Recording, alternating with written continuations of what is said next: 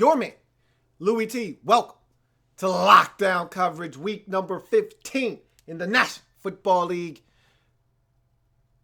Big matchup in the AFC North, a little bit of family business.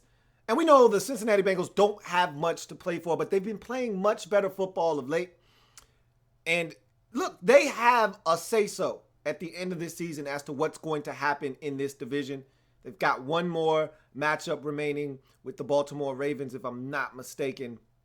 And this matchup here with the Pittsburgh Steelers. So a lot left to be decided in that division. And so this is a big matchup here with the Steelers in the jungle. These two teams don't like each other. I don't have to tell you what happened the last time these two teams met in this same building in the playoffs last year. Emotions ran high. Tempers flared into the game, meltdown by the Cincinnati Bengals. The rest is history. So we know that there is already a little bit of bad blood between these two ball clubs. So this is a big game for the Steelers. They're currently leading the AFC North division after winning last week and Baltimore losing to the New England Patriots. So they have an opportunity to control their own destiny, just win. And they've got a big one on Christmas against the Ravens, but you can't look past this Cincinnati Bengals team who's struggling. You want to win the division, you're going to have to take care of business against teams like Cincinnati who are struggling. This is the season you're supposed to sweep them. You already beat them in Pittsburgh earlier in an inclement weather game. Got an opportunity without A.J. Green. It's A.J. Green. He's out. You need to find a way to get this W. It started off a little rugged for the Steelers, but as good teams do in this league, they found a way to get it done. We'll talk about that here in a second. But first, if you haven't already done so, what are you waiting on? Subscribe to the Louie Tee Network for more great content in 2016 and beyond. We're changing the game over here. I want you to help us do that by simply hitting the subscribe button on YouTube to subscribe to the Louie Tee Network. Also, I'm on Twitter. @InTheLabRoom is the Twitter handle. Go ahead and follow me on Twitter. And I'm also on Facebook. In the Lab Room is the Facebook page. So go ahead and like me on Facebook. All my social media platforms up above in that center console, scrolling across the screen so you can't miss them. So go ahead, like, follow, and most importantly, subscribe to the channel Louie Tee Network on YouTube. So let's jump into this breakdown. We're going to start with the Pittsburgh Steelers. I thought the first half of this game was a mistake-filled first half. And if not for the defense in the second half of this game and special teams, and especially Chris Boswell, this is not a game that the Steelers win, okay? Let's talk about all of the mistakes they made in the first half of this game that cost them, that allowed the Cincinnati Bengals to jump out to a big-time lead in this ball game. You're talking about a lead that at one point, if I'm not mistaken, don't quote me on this, was as big as 20-6 in this game. And the Steelers were struggling in the first half of this game.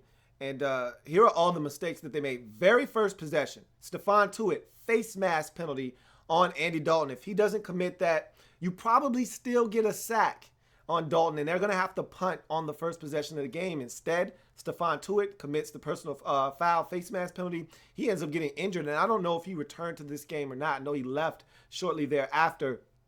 That leads to a field goal for the Cincinnati Bengals on their opening possession. Then you get a pass interference on Artie Burns, who's been playing outstanding football this season for the Pittsburgh Steelers, but thought he had a rough go of it in this game at times, especially early.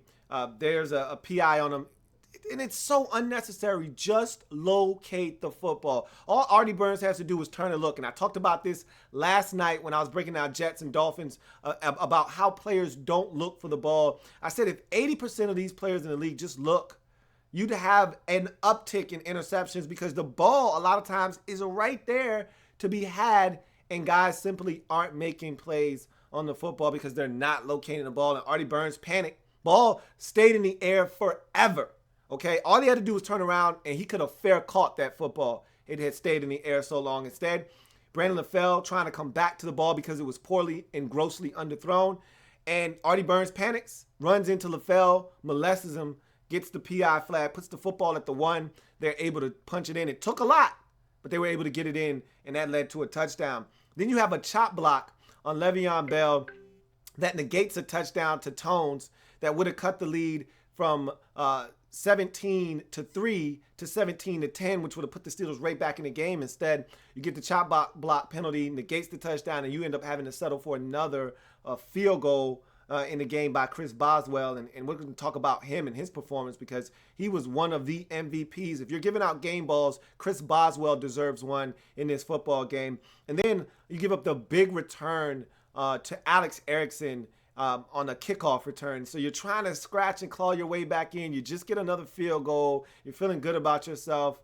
And now you give up a kickoff return that sets up another scoring opportunity for the Cincinnati Bengals. And they end up getting a touchdown on that possession to go up 20-6 in this ball game.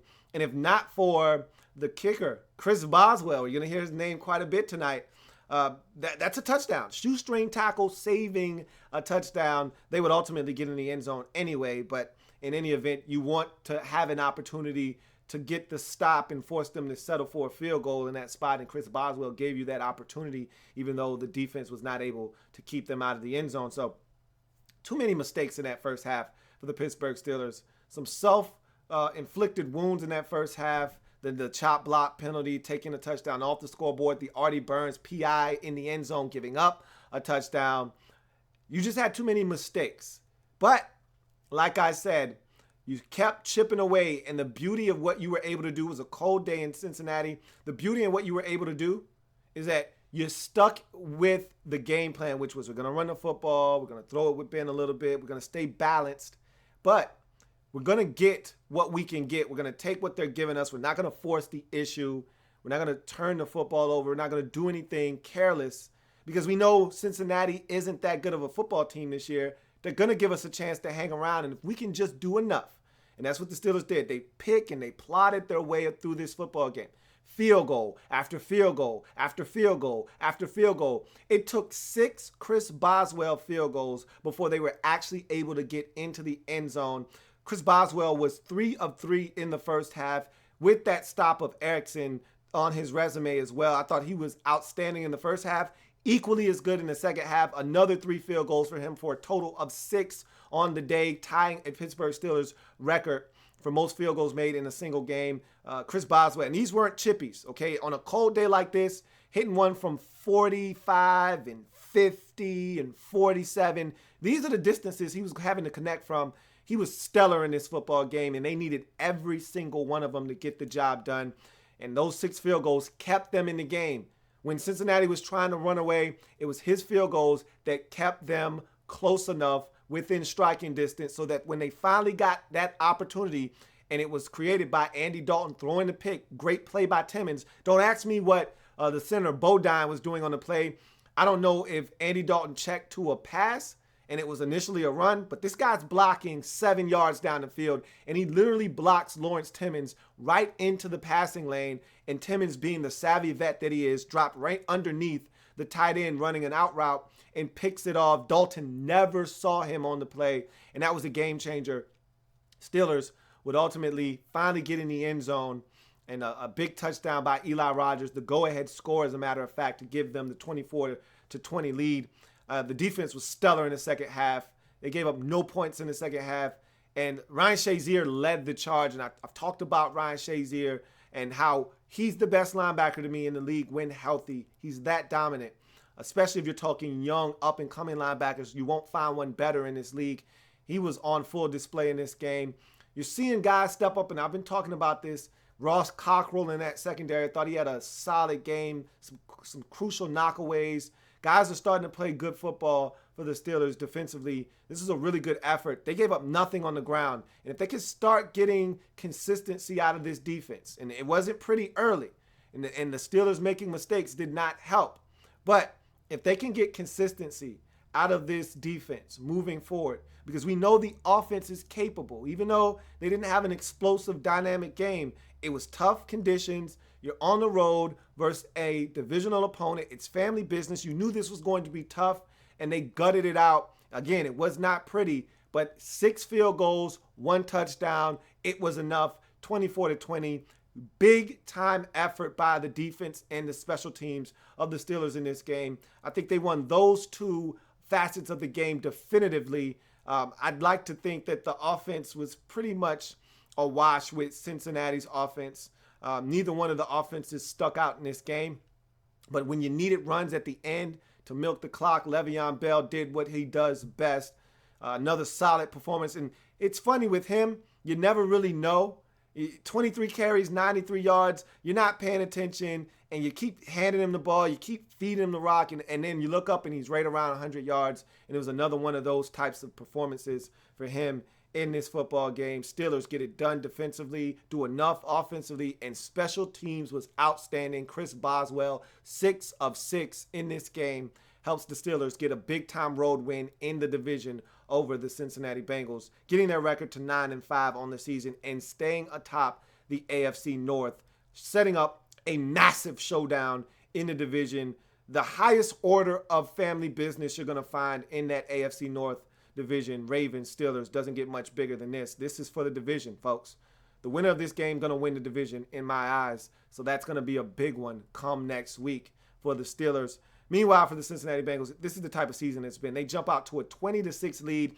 My man Brown Shoe hits me up on Twitter all excited. Man, we're playing good football. We got rid of Nugent. We got Bullock in here, and we're playing the best football we've played all season. It's just frustrating because it took them so long to put it together. And I'm saying to myself, bruh, it's early. It's the second quarter. And I'm thinking in my head, I didn't tell him this because he was so excited. And I hate to be the bearer of bad news. I said, I'm not going to rain on this man's parade. He's excited. He's already 5-7-1 this season. I don't need to drop a nice deuce on his parade right now, man. This guy's on cloud 9 right now. He's feeling good, team up big early. I'm going to let him be happy. But I'm saying to myself, it's the second quarter. You're still going to lose the game. That's what I was saying in my head. But I didn't tell him that. And slowly but surely, the Steelers made their move. And they kept kicking field goals, kept chipping away.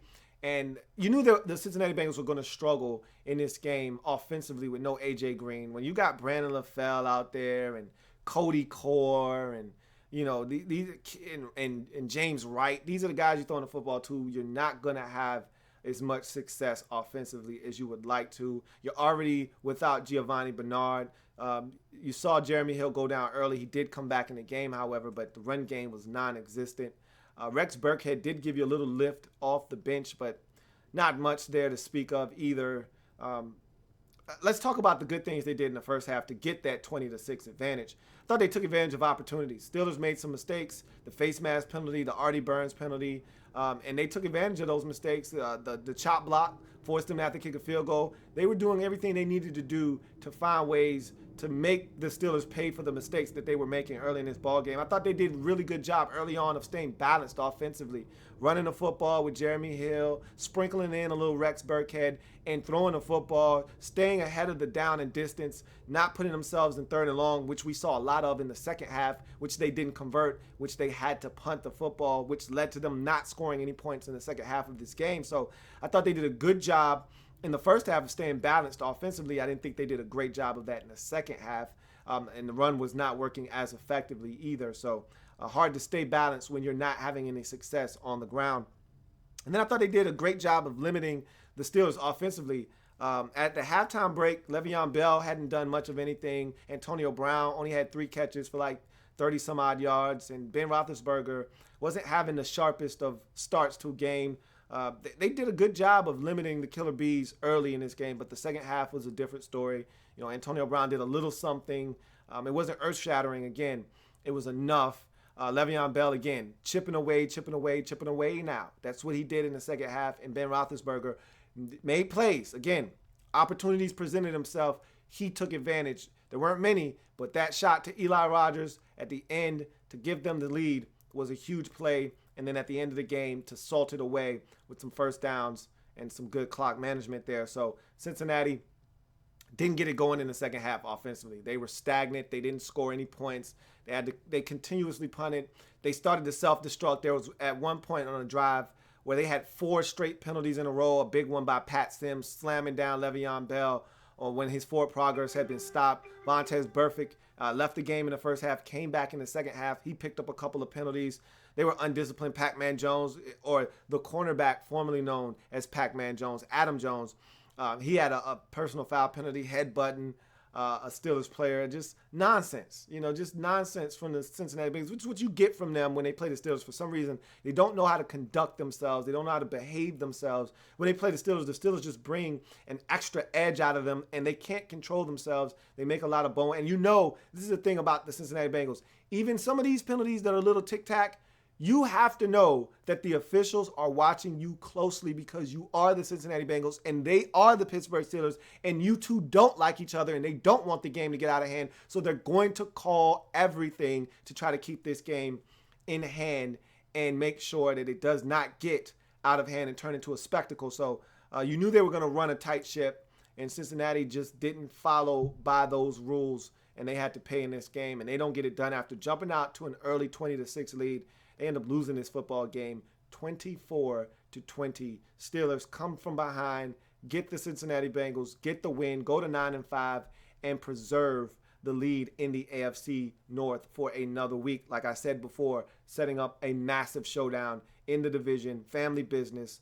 Christmas Day doesn't get much better than this. Steelers, Ravens, that's going to be a blast. As for Cincinnati, they dropped to 5-8-1. Their season is officially done in terms of the playoffs. They had an outside shot. They weren't going to get in. We already knew this, but mathematically they weren't eliminated. Now they are. They were eliminated with their loss, and even if they had won this game by the Ravens winning, they still were going to be mathematically eliminated anyhow. So they're done. They're 5-8-1. It's been a tough year for them. Injuries have marred their season. Inconsistencies have marred their season. This has been an underachieving group all year long, and they did that in this game again. After getting out to a fast start, they underachieved grossly in the second half, allowed the Steelers to come from behind and beat them and drop them to 5-8-1 on the season. So, with that being said, BE says, going into the afternoon game 7-3 with my picks. There were some good picks in there. I tell you what, man, that Tennessee game has my head spinning right now. I am just floored by the Titans going into Kansas City and winning. They're serious. They're legit. Brian Emerson also says, breaking news, Gus Bradley has been fired. Unreal. Did not know that. I think I just got that message on my phone, so that's probably what it was. But I don't understand the logic behind that. Maybe they want to check out a coach that's on the staff and see what he's about. But with 2 games left in the season, what are we doing here? Let's let the man finish out and then move on. But maybe you want to get to one of your hires a little bit sooner. You want to open up the vacancy so that you have the ability to get to a guy a little bit sooner than some teams that hold on to their coach until the end of the season have. So maybe that's the thought process there is like, we know who we want. We want to be able to interview him, and we need to go ahead and open up that vacancy now. So Gus Bradley gone in Jacksonville. That's breaking news. We'll see. We'll see here. But in any event, Steelers, get it done. Was not pretty, but it was gritty, and it was on the road, and it was a W, okay? And those are always pretty when it's a W. And so they got it done 24-20, get to 9-5, a game ahead of the Ravens. But again, next week's game going to really be the division for me because, remember, Ravens already have a game on the Steelers, beating them in Baltimore earlier in the season. So if the Steelers don't get it next week, the Ravens would own the season sweep over the Steelers, therefore owning the tiebreaker, and then just simply needing to win in Week 17 versus these same Bengals to wrap up the division. Meanwhile, for the Steelers, if they win next week's game, they win the division because they'll be up 2 with 1 game left, and then that would basically eliminate the Baltimore Ravens from any contention in the AFC North as far as winning the division is concerned. But the Ravens might still be able to get in as a wild card depending on all the different happenings around the league. We'll see what happens, but just know this. That's going to be a huge game in this division. The winner is going to win the division most likely. It's going to do it for me here on Lockdown Coverage. Steelers and Bengals. Steelers get it done, come from behind fashion, down 14 in the first half, 20-6. They rally back and win 24-20. The defense was the catalyst along with the special teams unit as they get it done and get the win and stay atop the division at 9-5. Cincinnati drops to 5-8-1. In what has been a disappointing season, the disappointments continue blowing this lead at home. I'll see you a little bit later on. Remember, if it happens in the National Football League, whether big or small, we cover it all here on lockdown coverage on the Louie Tee Network.